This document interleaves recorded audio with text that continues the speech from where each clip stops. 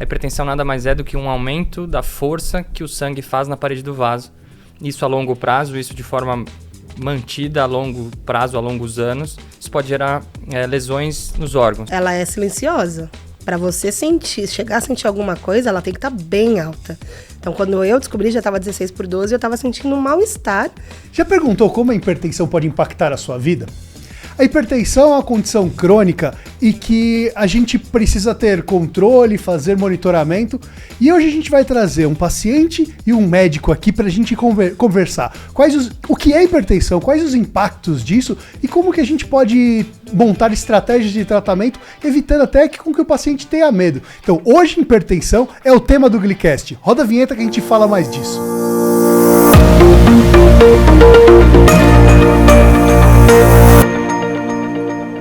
Se alguém perguntar por mim, diz que eu tô por aqui, eu tô no Glicast.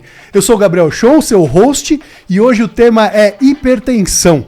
Eu vou conversar aqui com Natália Castro, paciente com hipertensão. E, Nath, quem é Nath na fila do SUS?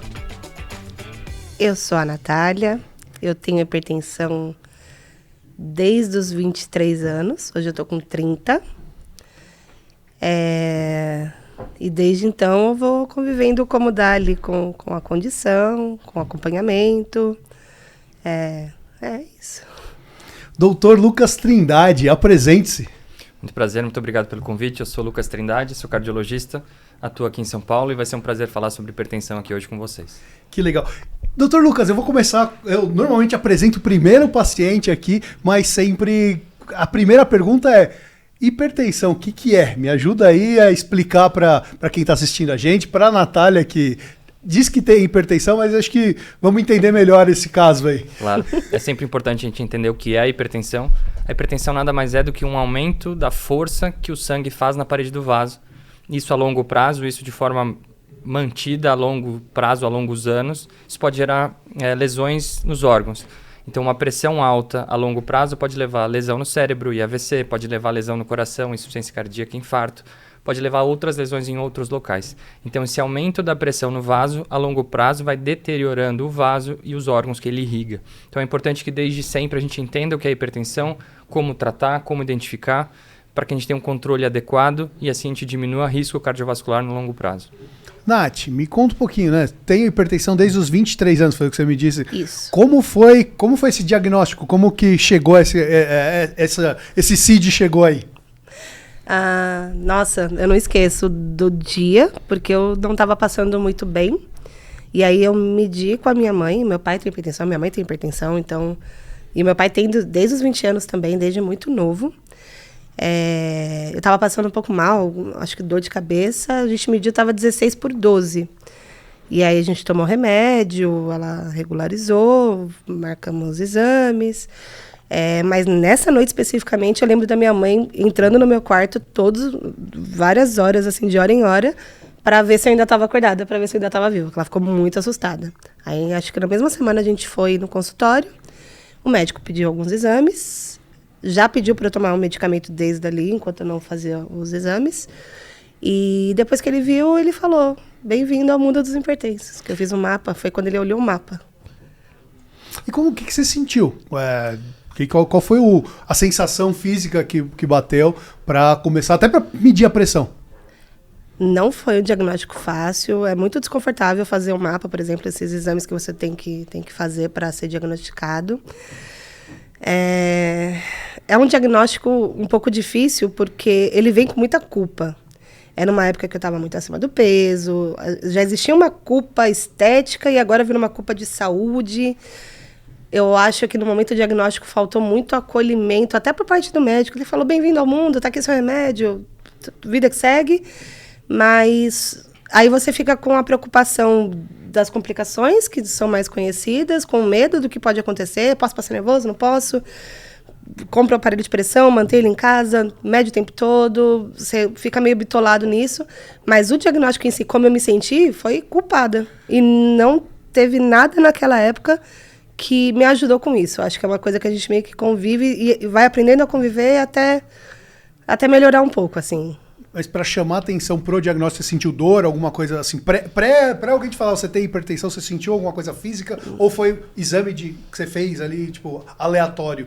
Como é que vou medir a pressão aqui para ver o que dá. O que você estava sentindo nesse momento que eu queria tentar entender? A pressão alta, ela é silenciosa. Para você chegar a sentir alguma coisa, ela tem que estar bem alta. Então, quando eu descobri, já estava 16/12, eu estava sentindo um mal-estar que poderia ser confundido com qualquer outra coisa, assim. Eu lembro da minha mão formigando, às vezes ela ainda formiga. Eu sempre acho que é a pressão alta agora. Mas foi porque eu não estava me sentindo bem o dia todo. A gente faz uma mini triagem em casa, né? Sempre que alguém não está bem, a gente mede febre, pressão, né? Então, foi assim. E ela estava muito acima do que deveria. E Lucas, o diagnóstico tem aumentado muito, né, de pacientes sendo diagnosticados com hipertensão, e principalmente mais jovens. O que acontece, né, que a gente está descobrindo? A gente está descobrindo mais gente ou a gente tem tido um aumento dos casos de hipertensão? Os dois, na verdade. Então, nos últimos anos tem sim aumentado a prevalência e a incidência de novos pacientes com hipertensão.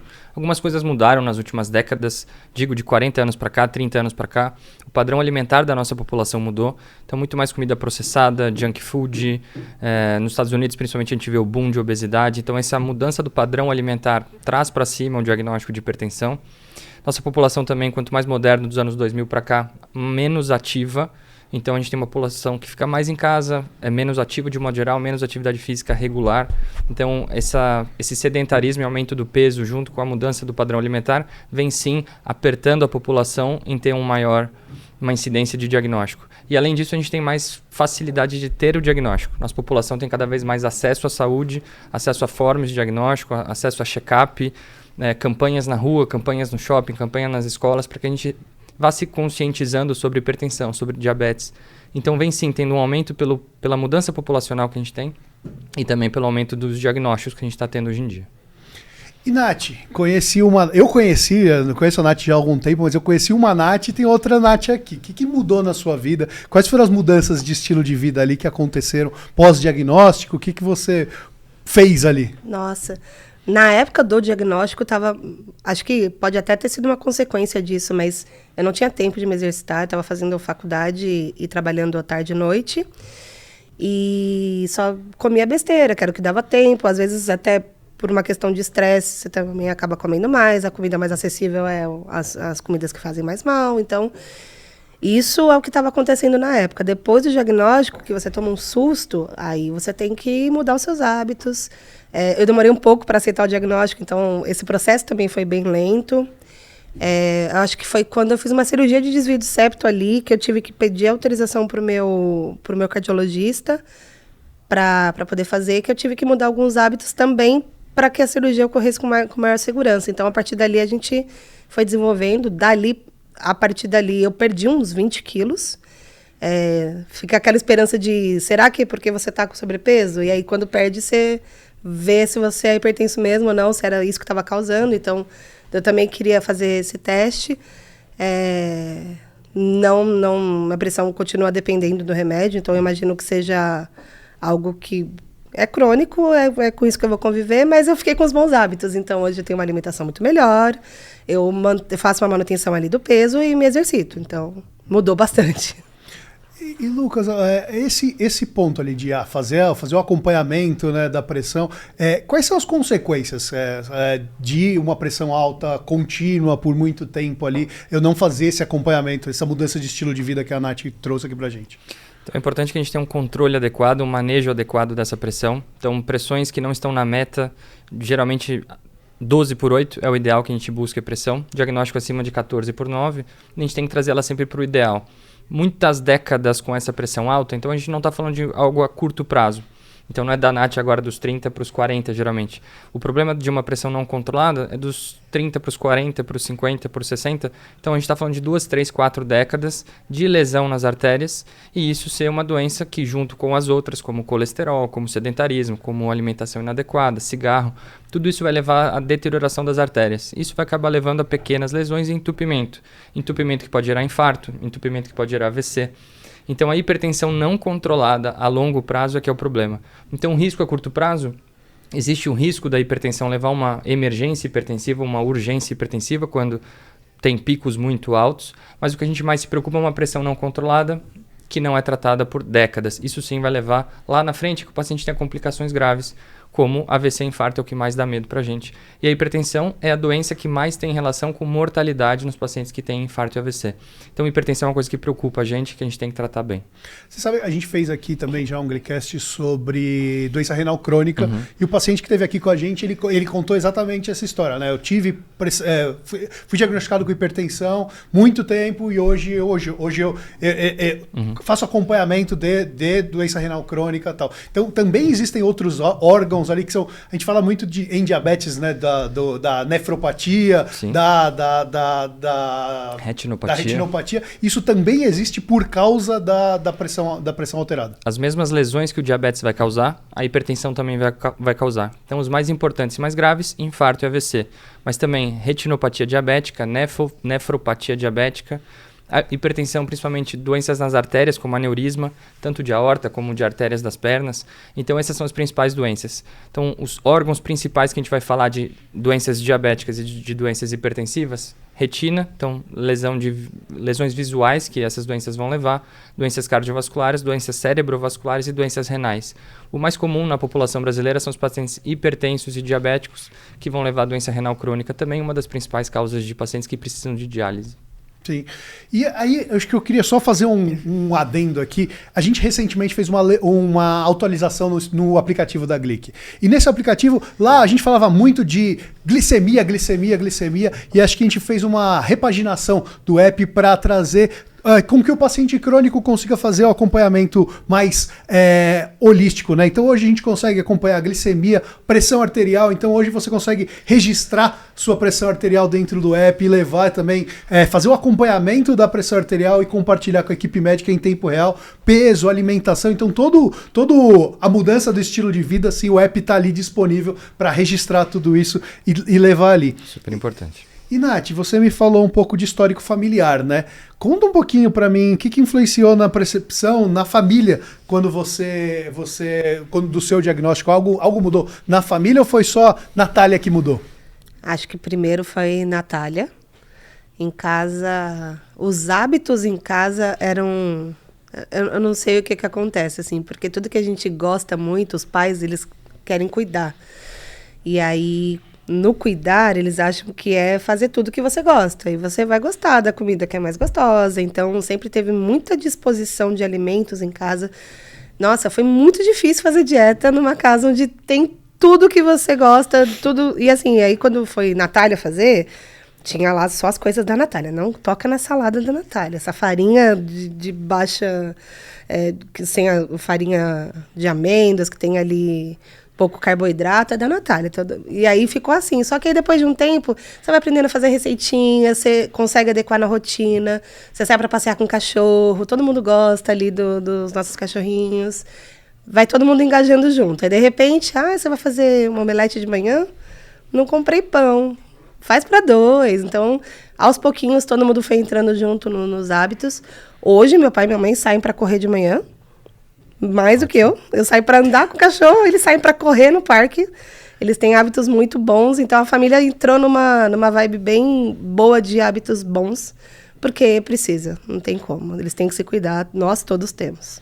Eu acabo brincando muito aqui no Glicast, isso quando a gente fala que o diagnóstico de diabetes é um diagnóstico, DM1 principalmente, é um diagnóstico de uma família. Isso acontece também com um diagnóstico de hipertensão, acaba afetando o resto da família, ou não, uma pessoa vai tratar com o seu medicamento ali e acabou. Isso é muito importante nessas doenças crônicas mais clássicas que a gente vai ter, então hipertensão, diabetes, colesterol, acaba que a família tem que entrar nesse jogo, isso é super importante.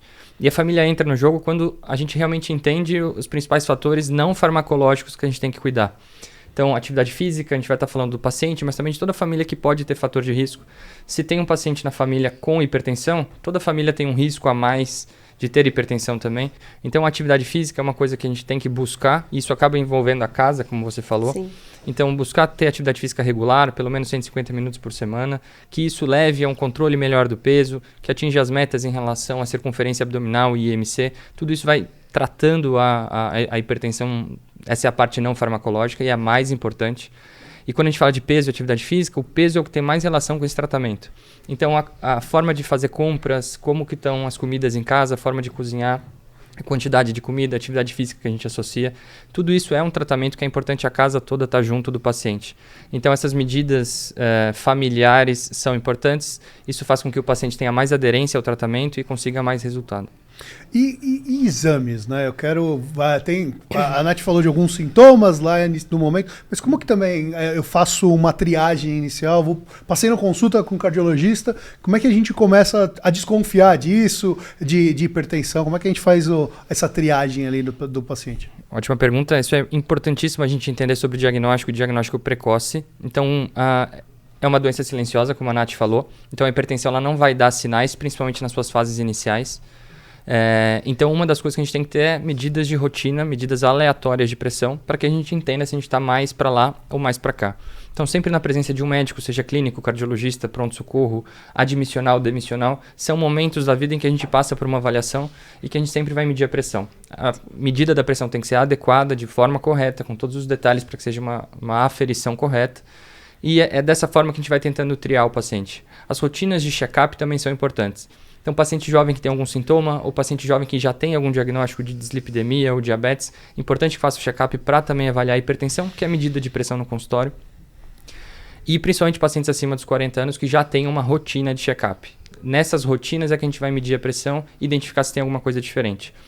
O paciente começou a ter uma pressão mais para cima, ou seja, pré-hipertenso ou um hipertenso leve, já tem que ter esse diagnóstico mais claro. E uma vez a gente tendo suspeita de hipertensão, que faça um check-up mais completo, com realização de eletrocardiograma, ecocardiograma, raio-x de tórax, exames de sangue, tentando já identificar outras doenças associadas e já complicações da hipertensão. Então, toda essa avaliação é muito importante para diagnóstico precoce e início de tratamento precoce. E, Nath, como é a hipertensão para você? O que você, quando você pensa em hipertensão, como surge já, que bate ali? Bate uma hipertensão, a gente fica tensionado. Não tem como, a gente fica com muito medo de passar nervoso, fica com medo de... Assim, em casa, minha mãe tem o hábito de medir o tempo todo, a gente também tenta deixar isso um pouco mais leve. Quando a gente coloca na cabeça que o que a gente tem que mudar nos hábitos era algo que já devia ter sido feito antes do diagnóstico, a gente pensa que, na verdade, tá, ok, eu vou tomar um medicamento aqui, mas eu vou mudar meu estilo de vida. Então, é algo que é para todas as pessoas. Então, eu tento não virar a minha doença. É uma condição crônica, é uma condição que está comigo o tempo todo e é uma preocupação que eu tenho que ter, como eu tinha que ter tido antes de ter o diagnóstico. Então, depois que você aceita isso e muda seus hábitos, e é muito importante fazer isso com uma equipe multidisciplinar, porque tem todo um planejamento das coisas, aí você vê que, na verdade, a minha vida ficou muito melhor. Então, não dá para dizer que, nossa, eu fiquei hipertensa, vou ter uma complicação. Não vou, eu vou cuidar melhor da minha saúde, fazer o que eu deveria ter feito antes, mas se eu estou fazendo antes ou se eu estou fazendo depois, a minha vida ela está melhor. Então, independe do diagnóstico. Mas é sempre uma preocupação. E o lidar com consultas de rotina, como é isso para você? Tá, esse é um ponto mais complicado. Acho que eu me cuido bastante para só precisar fazer os exames de rotina ali, um check-up ali de ano em ano. Eu já tenho o hábito de fazer com outras especialidades, mas aí quando a gente tem uma condição crônica, a gente tem que fazer um pouco mais de perto. Mas consultas, para mim, sempre foi uma coisa... Não sei se é porque no momento do meu diagnóstico eu senti um pouco de falta do acolhimento, aí você tenta compensar de uma outra forma. Tudo começou porque, eu não me cuidei o suficiente. Então, você faz primeiro para compensar, depois você faz porque você tem que fazer, porque você é adulta, porque você tem que cuidar da sua saúde. Mas o sentimento de culpa, toda vez que eu tô na frente de qualquer médico, ele rola. Eu tô até... Doutor Lucas, eu ia te perguntar duas coisas. Pensei um pouco desse medo, hipertensão do jaleco branco e relação médico-paciente. Isso, como que a gente lida com isso no consultório? Para falar do primeiro ponto do medo, eu tento sempre também entender o grau de hipertensão do paciente para tentar tranquilizá-lo. Uma vez tendo uma hipertensão diagnosticada e ela estando na meta, a gente está reduzindo ao máximo os riscos gerais. Então, geralmente é para a gente ter uma vida boa. A gente vai se preocupar com o paciente muito idoso, que tem uma cardiopatia muito grave, que tem uma doença renal muito grave, uma doença cerebrovascular grave. Esse paciente tem que ter um controle mais agressivo da pressão e qualquer variação pode ser grave.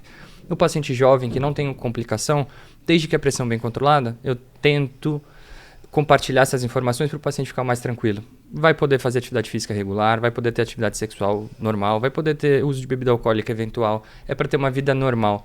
Então, para desmistificar esses medos da hipertensão, de chance de ter um AVC ou um infarto, então é importante que a gente sempre converse com o nosso médico para que a gente vá diminuindo esse medo todo. Em relação ao jaleco branco, é muito comum. Até brinco com os pacientes, não é necessariamente estar tenso no médico, mas é o momento que você está atento. Você tá sério, você chega no horário, você pega uma fila, você entra nele, você está atento a responder as perguntas, a lembrar tudo que você queria. Então você não precisa ter medo do médico, mas é sempre um cenário de maior tensão. Isso pode elevar a pressão em 10 a 20 pontos. Então a tua está sempre 12, ali vai estar 13, 14, você vai falar, puxa vida, isso é super natural, isso é super normal, isso não é para preocupar. Por isso que o médico tem que ter critério e entender se aquela pressão de consultório pode estar supervalorizada por simplesmente estar no médico. Então, o jaleco branco existe, é importante que seja diagnosticado. Em casa está 12, 12, 12 e só no consultório está 13, isso pode ser jaleco branco, menos mal. Você está dentro da meta, você está bem controlado, o manejo está adequado. Então isso é importante. E a terceira parte... Não, acho que era isso, mas agora você falando, vem a terceira aqui. Quando minha pressão está adequada em casa, e aí você tinha falado, para o diagnóstico é importante ter um profissional junto, né, um profissional de saúde fazendo essa medição. Medições em casa. Que eu preciso saber para fazer uma medição em casa que faça sentido? Tá 12/8, mas eu fiz assim, solto, jogado, tal. O que isso significou, né? Perfeito. Isso é super importante. A gente tem que aprender a medir pressão. E eu digo, médico tem que aprender a medir pressão, enfermeiro, técnico de enfermagem, o paciente. É super importante que as medidas sejam adequadas. Assim eu consigo ter rigor para ir para lá e para cá em relação ao tratamento. Então, em casa, é liberado pela Sociedade Brasileira de Cardiologia o uso daqueles automáticos, tanto de pulso quanto de braço, então não tem problema, um não é pior que o outro. Tem muita gente que não gosta do de pulso, acha que não vale sim, desde que a marca boa, que esteja validado e tudo mais. Importante, medida sempre em momento ótimo. Ótimo, eu digo, sem estresse, sem gritaria, sem dor, sem bexiga cheia, mas sem casa ter tomado café. Não tem tudo isso? Mas tem meia horinha de paz, tem. Então eu gosto sempre de orientar. Às vezes está atrasado para levar o pessoal para a escola, para voltar do trabalho, para levar o papel e quer medir a pressão ali. Puta da vida. Não pode. Não é aquele momento que a gente vai medir. E muitas vezes a gente quer fazer isso. Ou chega em casa à noite exausto, cansado, com dor de cabeça, dor muscular e quer medir. Tudo que for estresse físico ou emocional vai elevar a pressão.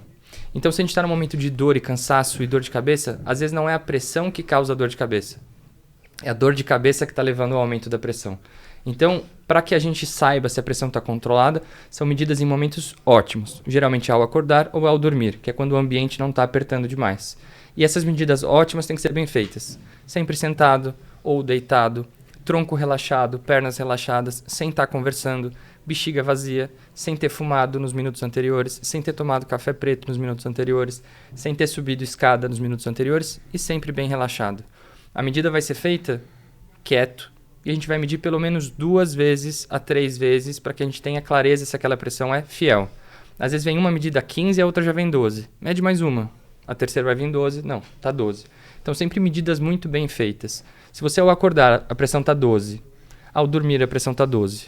Na semana seguinte, 12. E 12 tá sempre bom. Se você tiver um pico de 15, quando estiver com dor ou quando estiver estressado, normal. A gente pode ficar tranquilo.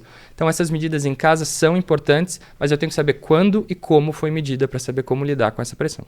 E agora que você aprendeu como medir, tem um aparelhinho da Onron ali, esse de medição ali, que já está conectado ao app. Então você pode pegar esse aparelho, faz a sua medição, por Bluetooth mesmo, já a sua medição cai no prontuário e já está compartilhado com o Dr. Lucas, por exemplo, aqui, para você fazer o acompanhamento. Mas acho que tem essas importâncias ali da forma da medição. Acho que eu não sabia de medir 3 vezes, sentado, talvez alguma coisa, até o aparelhinho faz você levantar ou abaixar o braço ali para uma posição, mas nunca tinha ouvido de ou acordar ou próximo do horário de dormir, nessa paz aí que em casa não tem muito. Isso é importante. O café me pegou, gente. Na verdade, eu fui anotando tudo que eu estava fazendo errado nas últimas medições, que deram mais alta. Então, isso é super importante. Então, você me disser que mediu com dor, cansada, irritada, no horário do almoço, atrasada, essa pressão provavelmente não vai ser o seu melhor possível. E não é ruim ela estar alta nesse momento. Se tiver 14 ali, ela não é aquela. Então, o momento da medida da pressão é importante para a gente conseguir interpretar melhor. E, Nath, e aí considerando o que você vive ali no dia a dia, que conselho que você me dá para alguém que está começando a desconfiar ou acabou de receber o diagnóstico? Que você falaria para essa pessoa ali? Tem vida pós-diagnóstico. Acho que é o conselho de todas as doenças crônicas ali. Alguns ajustes vão precisar ser feitos. Acho que tem que investigar a causa. Tenta se livrar um pouco da culpa que você vai provavelmente sentir. Pelo menos isso aconteceu muito comigo, para que você consiga ter o melhor momento da sua vida independente disso. Você não seja definido pelo seu CID. E, doutor, o que a gente pode fazer também? Né? Acabei de diagnosticar também. Qual que seria esse... que também o paciente pode fazer para cuidar, para se cuidar? Qual que é o nosso papel como paciente ali? Todo paciente hipertenso que tem hipertensão arterial, uma doença crônica, a gente tem que ter um tratamento correto, tanto farmacológico quanto não farmacológico. E principalmente de hipertensão, é importante que a gente se conscientize e se eduque e converse sobre as medidas não farmacológicas, que é o que a longo prazo vai ter mais benefício. Então a primeira delas é a atividade física regular, isso ajuda bastante. Alimentação saudável, então evitar dietas com processados, ultraprocessados, junk food, isso é super importante que tenha uma alimentação correta. Falando de alimentação, lembrar sempre de evitar uma dieta com excesso de sal, que tenha um limite de sal adequado na dieta, que a gente evite o consumo excessivo de bebida alcoólica, que a gente evite tabaco e o principal estilo de vida que vai levar isso é um controle do peso. Então, dentro desses três, atividade física regular, alimentação saudável e controle de peso, o peso é o que tem mais impacto na pressão arterial especificamente. Uma redução de 20% a 30% da pressão com 10% de perda de peso.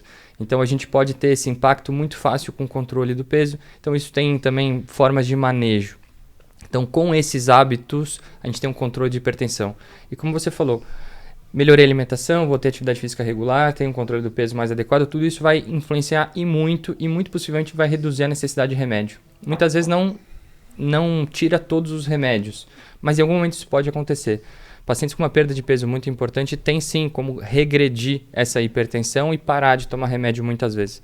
Então, essa conscientização do estilo de vida é super importante no controle da hipertensão.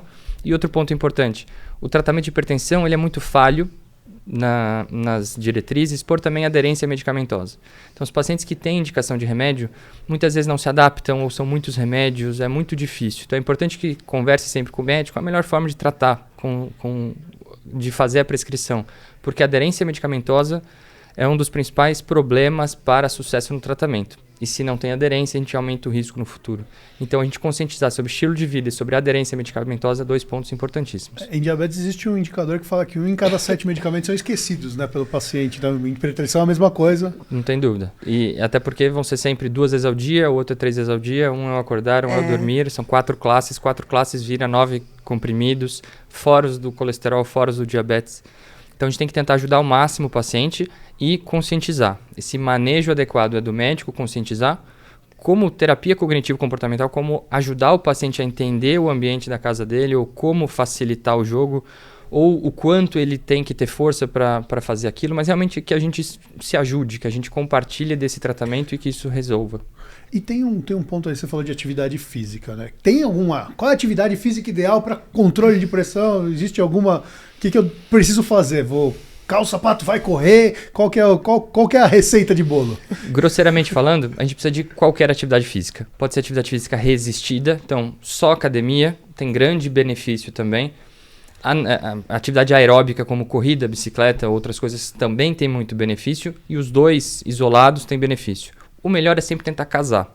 Mas dentro de uma dificuldade em manter a atividade física, o importante é que a gente faça alguma coisa. E o que a gente tem de evidência é o tempo.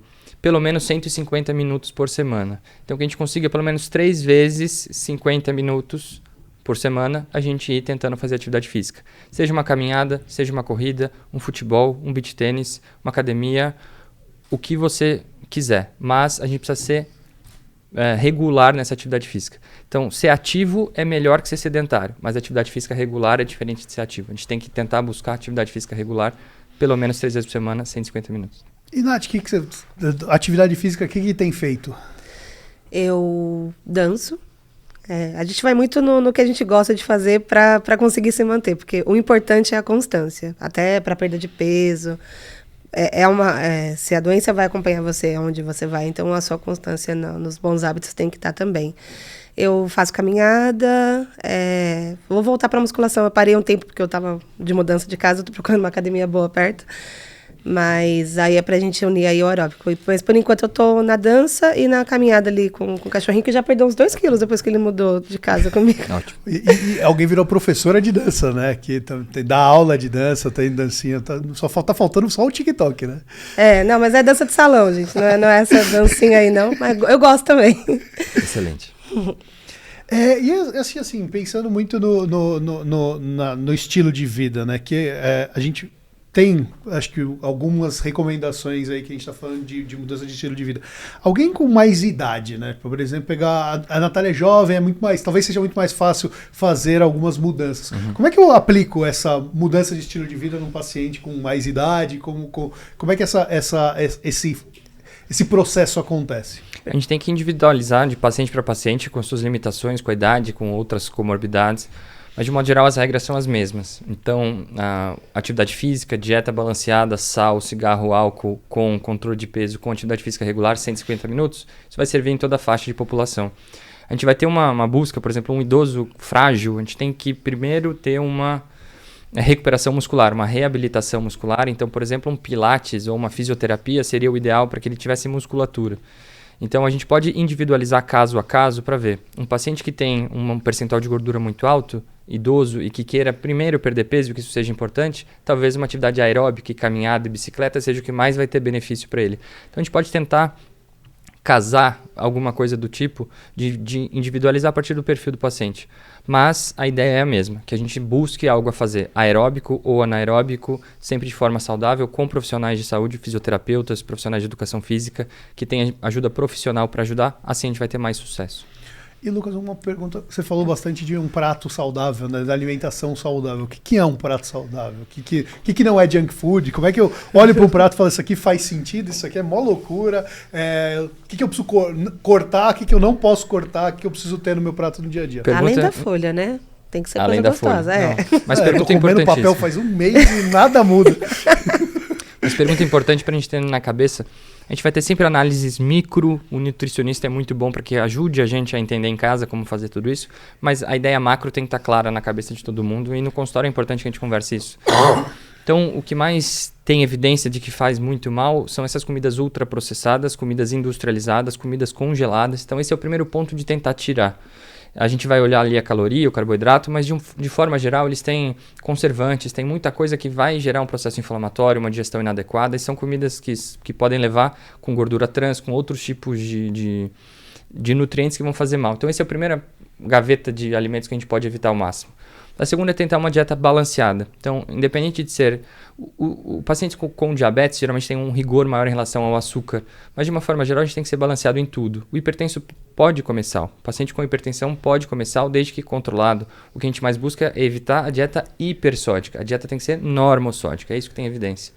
Então, tem que ser uma dieta balanceada com carboidrato na quantidade correta. Então pode comer pão, macarrão, arroz, tudo dentro de uma quantidade correta. A gente tem que comer proteína de forma adequada também, até para ganhar músculo e ganhar taxa metabólica. Então, proteínas de forma adequada. Então, evitar proteínas que levam muita gordura junto. Então, bifes que vão com fritura ou carnes muito gordurosas. Mas, de uma forma geral, peixes, carne, frango, tudo que seja proteína. E, claro, legume, fruta e verdura. Então, a gente balanceando tudo isso, a gente vai conseguir comer tudo, mas tem que ser de forma balanceada e a nutricionista vai conseguir avaliar dietas hipercalóricas e hipocalóricas para perder peso, para ganhar músculo, para controle de hipertensão. Então, o importante é que a gente coma de forma saudável, mas possivelmente a gente vai comer tudo se a gente tiver controle. Ô, Nath, teve uma fala do Dr. Lucas aqui que ele falou sobre álcool. Depois do diagnóstico, relação com álcool. Mudou, teve que reduzir. Eu acho que o período que eu estava muito focada na perda de peso também, eu cortei completamente. O álcool é algo que atrapalha muito nisso. Mas eu acho que eu tenho uma boa relação com o álcool, porque o período que eu cortei foi um período de emagrecimento, foi ali um período que eu estava focada num objetivo, mas a volta ali para uma manutenção, ela foi muito simples, assim, porque hoje eu praticamente não bebo quase. evento, assim, não... É uma relação muito saudável. Eu sinto que eu consigo aproveitar sem necessariamente me machucar, né? Que é algo que acontecia bastante num passado mais distante ali de você consumir excessivamente. É uma coisa que você exagera, festa de faculdade. Tem vários cenários ali onde a gente tinha tudo para exagerar e quando você é jovem a ressaca não é tão ruim. Agora acho que eu parei de beber mais porque a ressaca depois dos 30 não é bem-vinda. E qual é o impacto? Assim, então, existe possibilidade de consumo de álcool moderado e tal, mas qual que é o impacto, não, do álcool e do consumo de álcool? Existe uma quantidade saudável, possível, tolerável ou não para quem tem hipertensão? A discussão do álcool voltou à moda agora. A gente achava que o álcool tinha algum benefício maior, que tinha evidência científica disso. E nos últimos meses, anos, isso foi rediscutido. E o que a gente entende é que talvez o álcool não tenha benefício. Então, uma análise antiga de que uma taça de vinho para a mulher e 2 taças para o homem tinha algum grau de álcool que pudesse ser protetor cardiovascular e protetor de modo geral pelos seus efeitos anti-inflamatórios. Hoje a gente tem dúvida dessa informação. Então, de um modo geral, a gente pode considerar que o álcool não vai ter benefício como a gente achava. Então, a gente não pode recomendar o uso de bebida alcoólica leve. Então, se não toma, o ideal é não tomar. É isso que vai trazer mais saúde. E se toma, que seja leve. Nem moderado, nem um consumo maior. Então, o consumo leve é natural dentro de uma dieta balanceada ou de qualquer outra coisa. Então, não é um problema maior. Mas tem que ser leve mesmo. Então, o grau de álcool a gente pode considerar que seria uma dose para mulher, no máximo 2 por homem por dia. Quando a gente ultrapassa isso, a gente vai começar a ter cada vez mais, quanto mais gramas de álcool a gente ingerir, maior o risco de problemas, principalmente problemas cardiovasculares. Então existe sim essa dose de consumo leve recomendado e a gente tem que evitar ao máximo esse abuso. E lembrar que a gente pode... Geralmente a gente não bebe durante a semana para beber muito durante o fim de semana. E se a gente for dividir pela semana é um consumo excessivo. Então a gente acha que está bem, mas a gente está consumindo em excesso. No churrasco, no jogo do time, na festa da faculdade ou na festa da família. Se for um consumo pontual, mas de muita quantidade, isso pode trazer mal também. Então o ideal é reduzir ao máximo o álcool e principalmente perante alguma doença ainda não controlada, tentar ter abstinência alcoólica. Tabaco. Acho que aí é consenso. Vamos tirar o tabaco da vida. Sem dúvida. Então... acho que uma das maiores evidências científicas que temos da história é o malefício que o cigarro faz. Isso para vários pontos da saúde. Então, do ponto de vista do cardiologista também, para a hipertensão também e para as complicações também. Então, o cigarro é iniciar um programa de redução de cigarro, de cessação do tabagismo. Hoje a gente sabe o quanto é difícil isso. Isso envolve um manejo multidisciplinar, psicossocial, terapia, medicamento. A gente tem os steps para ajudar o paciente a parar de fumar e que tenha sucesso em parar e sucesso em manter. Então, a cessação do tabagismo é importante, mas a gente tem que estar com o paciente para fazer esse processo funcionar, porque é muito difícil, mas a gente tem que tentar. Nas consultas, a gente tem que estimular essa conversa, estimular essa conscientização para que a gente consiga. Então, dentre várias medidas, talvez a das mais importantes é parar de fumar. Às vezes a gente se preocupa muito com o remédio do colesterol, com o ômega 3, com a caminhada levinha com o cachorro, mas não se preocupe em parar de fumar, e a gente tem que perder energia e espaço na cabeça para descobrir como fazer isso. E falando nisso, a gente também tem que falar em vape, por exemplo, que está na moda. A gente pode achar que não tem malefício e tem muito malefício. Então a gente também tem que ser radical, rigoroso com os de vape. A gente tem que evitar ao máximo, porque o vape também tem nicotina. Às vezes número muito maior que o cigarro. Então tem bastante nicotina e de qualquer forma faz mal a inalação desse tipo de quantidade de vape que até adolescentes têm feito. Então a gente tem que se conscientizar que o cigarro e os cigarros eletrônicos a gente tem que parar. A gente gravou recentemente aqui um episódio sobre DPOC e assim, o grande ponto ali é sobre a parada de fumar, né, do tabaco e ela trouxe também uma informação que eu não tinha, que existe um programa de eliminação do tabaco do SUS, que toda a medicação e todo o apoio para fazer a parada existe via SUS, é completamente gratuito. Existem grupos de terapia, grupo de terapia individual, de liberação de medicamentos, de consultas de rotina só para esse assunto. Então o Brasil é um dos países do mundo, junto com a Turquia, que mais reduziu o cigarro nos últimos 30 anos. Então desde a década de 90, muita propaganda para que isso acontecesse e o Brasil foi um dos que conseguiu. E o SUS tem grande parte nisso. Então a gente tem medicamento para a população, tem informações para a população, tem apoio de saúde. Então é super importante esse assunto que a gente compartilhe cada vez mais, que a gente consiga reduzir cigarro. Nath, água. Tá tomando água? Menos do que eu deveria. Tem que ficar lembrando de tomar, assim. Mas esse é um dos hábitos que eu tive que mudar de cara, porque, sei lá, para uma pessoa que não é hipertensa, já tem que tomar 2 litros, depois que eu descobri, para mim é mais, a régua é mais em cima. Mas tem que lembrar, não dá para esperar sentir sede para tomar, então você tem que estar sempre com uma garrafinha, sempre com alguma coisa para não ficar sem. Mas eu devia estar bebendo mais. Hidratação ajuda mesmo? Faz sentido? Hidratação é importante para todo mundo. Não tem evidência específica para o paciente hipertenso, mas a hidratação vai estar num ponto de controle geral da saúde. Então a desidratação, mesmo que seja momentânea durante uma parte do dia, vai gerar mais cansaço, vai gerar uma piora da alimentação, vai gerar uma piora do sono, uma recuperação pior de atividade física, de uma absorção menor dos nutrientes, de uma constipação ou pior de diarreia ou qualquer coisa do tipo em relação ao hábito intestinal.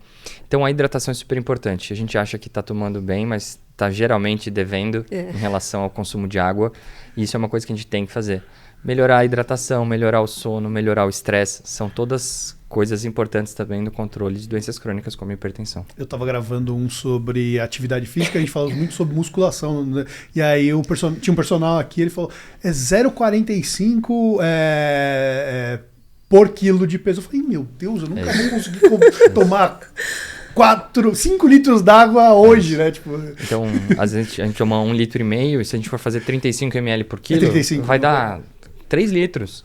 E se tiver um dia de muito calor, um dia de gasto excessivo na atividade física, tem que ser ainda mais. Então a gente tem que beber muito mais água. A gente está acostumado a ir ao banheiro 2 vezes por dia, 3 vezes por dia, se irrita quando vai mais. Tem que tomar mais água, o xixi tem que estar clarinho, tem que estar sempre hidratado. Se está com sede é porque já passou. Então a hidratação é super importante. E doutor, sono faz diferença? Dormir bem ajuda a acordar com pressão mais controlada? Sono não tem relação com pressão arterial? A gente pode pensar que sim, não tem grande evidência sobre isso, como tem de atividade física, alimentação e peso. Mas, por exemplo, um sono inadequado, ele vai fazer tudo ficar pior. Então, o sono inadequado piora a alimentação, piora o nível de estresse, pode piorar os níveis tensionais do paciente, pode piorar a adesão medicamentosa, aquilo vai levar a um consumo maior de açúcar, o diabetes vai piorar. Então, quando a gente pensa em mudança de estilo de vida, é realmente uma mudança geral, que a gente tenha um manejo de estresse adequado, manejo de tóxico adequado, um sono de qualidade. Então a gente tem que entender que a gente tem que dormir pelo menos 8 horas por dia. Tem que ser um sono, dormir no mesmo horário e acordar no mesmo horário. Isso faz o relógio biológico ficar bem organizado. A gente tem que evitar café depois de evitar o horário da tarde para que a gente evite um sono muito agitado. A gente tem que evitar a bebida alcoólica antes de dormir, comida em excesso. Então são várias medidas que podem ajudar. E um sono controlado ajuda a um controle melhor, é um bem-estar. E isso sim é importante no controle da hipertensão e nesse manejo adequado. Aí na sua caneca tem água ou café? O meu é chá mate. Sempre é chá mate nesse... Sei. O meu tem água. Não, o meu normalmente, todo mundo chega aqui, tá todos os copinhos clarinhos, o meu é sempre chá mate. Perfeito. Tá? E aí a galera fala, o que você tem de diferente aí? É chá mate. Todo mundo faz isso lá. Outro ponto é o consumo excessivo de café. Então, isso faz parte dessa mudança de estilo de vida para que a gente faça tudo de forma correta. A gente bebe café, às vezes acha que toma demais, mas não é tanto. O problema é quem toma realmente 10 cafés por dia. Tá. Mais de 200 miligramas de cafeína por dia. Aí tem que ter um controle. Mas são vários pontos importantes. Vamos anotar para tentar fazer isso juntos, diminuir cafeína. Porque... A terapia pro cigarro, pro café tinha que ter também. Tem.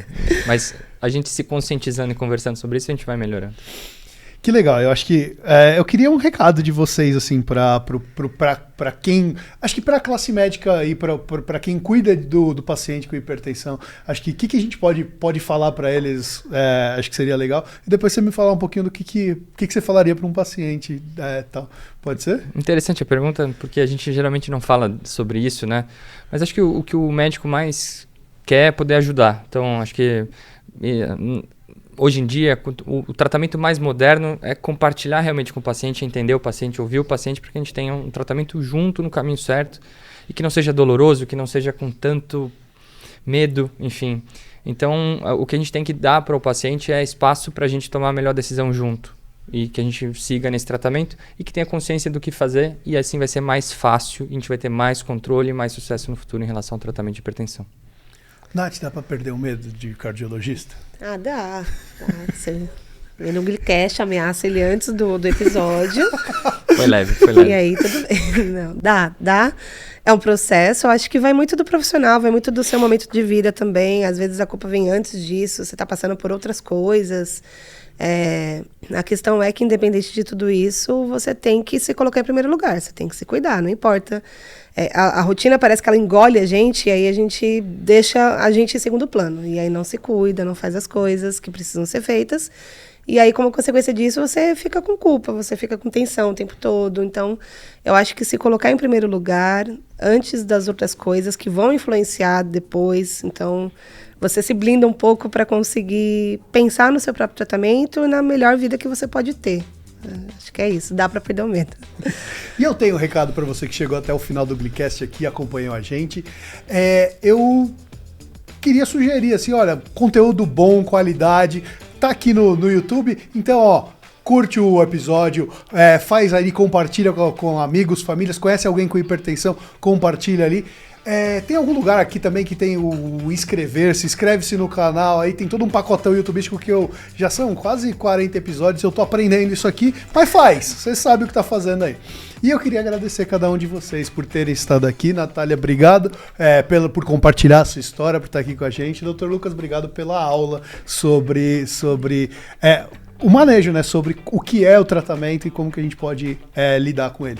Imagina, queria agradecer o convite, Gabriel. Obrigado por conversar, Natália. Obrigada. E foi um prazer estar aqui com vocês. Eu aprendi muito, estou muito feliz. E eu queria agradecer você que chegou até o final desse Glicast e a gente fala no próximo Glicast.